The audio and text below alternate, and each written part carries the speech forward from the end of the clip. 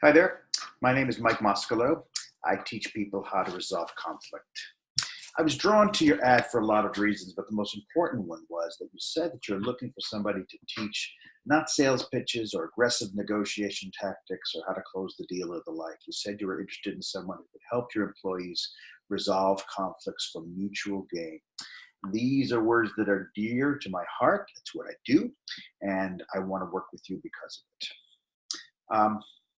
If this is what you want, this tells me that you are really interested in genuine conflict resolution and really putting people first, putting relationships first, and not simply trying to sell people a bill of goods. Um, and this is what I'd like to help you do. I can do this for $3,000, all included, as I said in my response. If after I'm done with a 3-hour workshop, which will take place, I will give you some presentations. You're going to have some uh, capacity to practice what I'm asking you to do. And by the end of 3 hours, you're going to have a crew that is really going to have the capacity to begin to really negotiate conflict. I'm also going to give you the opportunity to speak with me after the entire training is done, if that's what you'd like to do, over Zoom, over Skype, over this type of a thing right here, to follow up. All included. And if you don't like what you see at the end of it, you don't have to pay me, and I mean it. I'm going to give you an example of what I can do for you. I'm going to give you a brief little animated PowerPoint that I've created for you and give you an idea of what it is that you'll have when if and when you hire me. So let's take a look. I've got to, in order to make this work, I've got to share my screen. So just give me just a second. And once I do, we'll be all set. So here we go. What I want to show you is how to engage in conflict management by leading with feeling, not with thought, not with logic. Emotion is more important. Relationship is more important than trying to convince somebody of something. And the basic idea here is that you want to meet the other person's need. Meet the need, but don't concede your own interests, your own needs. So how do we start? In a conflict, people tend to take sides. They adopt different positions on an issue. So here are two people who have different positions on an issue. One person says, I want the window open the window. The other person says, I want it closed. And they have a conflict, the conflict of two different positions. Here's step one, point one. A person's position is their initial stance on a problem. Never debate over positions. Don't do it. Instead, when was the last time you changed your position on an issue or a debate? What happens in a debate? Well, one person says A, the other person says B, and then, well, it keeps going on A, B, A, B, A, B, A, B until nobody changes their position. So we don't change our positions in debates by being convinced. How do we change our positions? There's a better way. Beneath every position in a conflict is a set of human needs, human feelings that motivate these positions. So here's our conflict again. One person wants the window open, the other person wants the window closed. We have a conflict.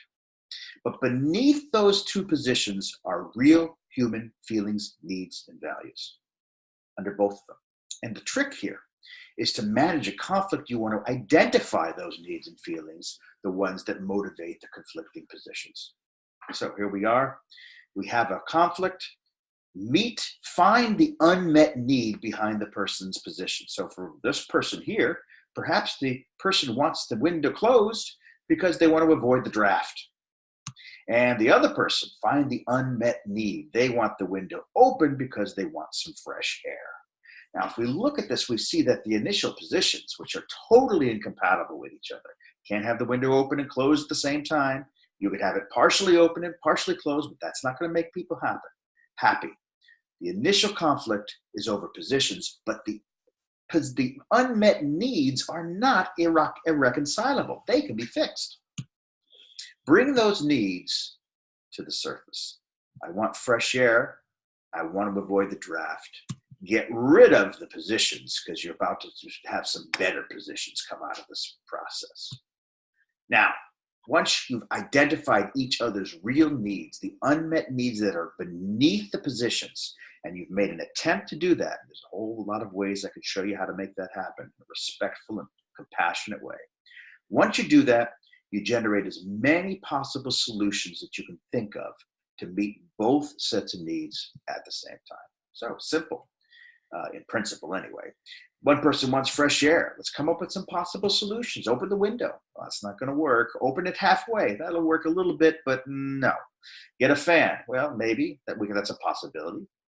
Get an oxygen mask. That's not going to happen.